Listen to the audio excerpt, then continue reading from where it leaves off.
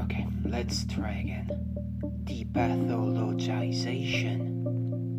We know we can struggle to pronounce the word, and you may even wonder what this is about.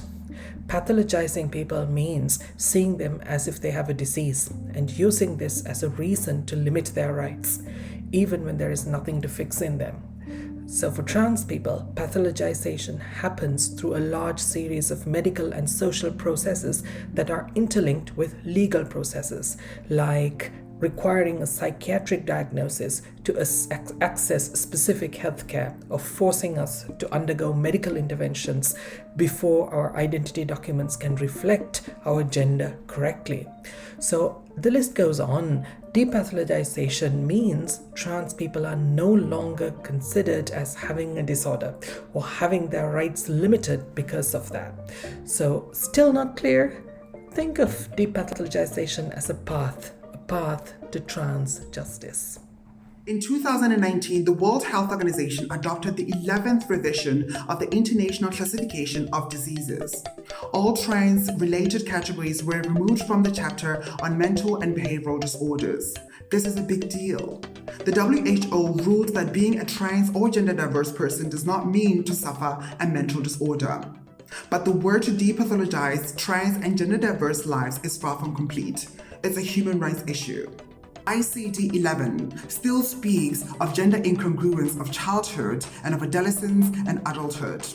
In many countries, trans persons still face hurdles to access the healthcare that they need and to see their identity recognized without going through psychological assessments, medical, legal, and judicial ordeals.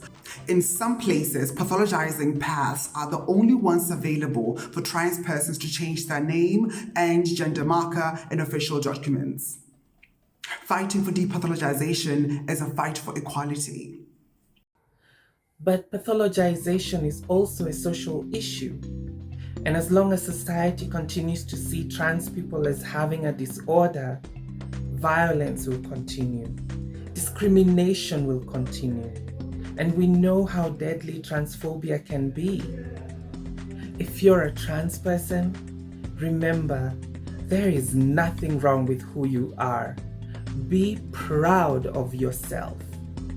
So how do we change this and create a more affirming world? The legal, medical, and psychiatric institutions still criminalize us in many parts of the world, turning us into rebellious outcasts and outlaws. We ourselves can change these structures and reduce barriers to legal rights, affirming healthcare, and collaborative mental health and wellness outcomes.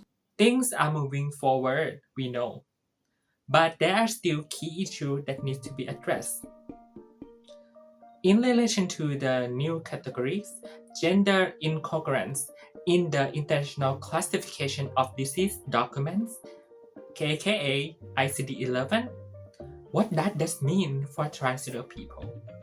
We need to unpack the term and also see how it is translated into the country-level regulations.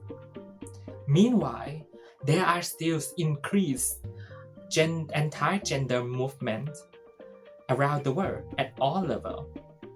We know this is a lot to face, but you are not alone. We are here to support one another. Also, trans people aren't the only ones fighting against pathologization.